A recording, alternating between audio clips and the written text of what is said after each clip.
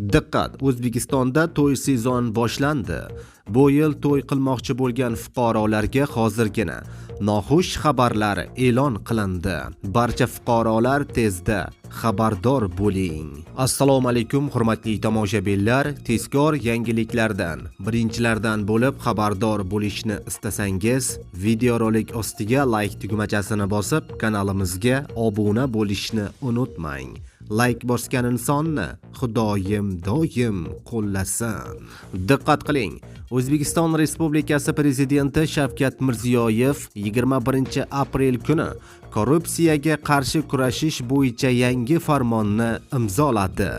Farmonning ilovasiga ko'ra, 2025-yilning avgust oyigacha to'ylar, oilaviy tantanalar, marakalar va marosimlar o'tkazilishini tartibga solish bo'yicha parlament palatalari kengashlarining qo'shimcha qarori qabul qilinishi ko'zda tutilgan. Bundan tashqari, to'y, hasham, maraka va marosimlardagi isrofgarchiliklarning oldini olishga qaratilgan targ'ibot ishlari ham kuchaytirildi, deyiladi xabarda.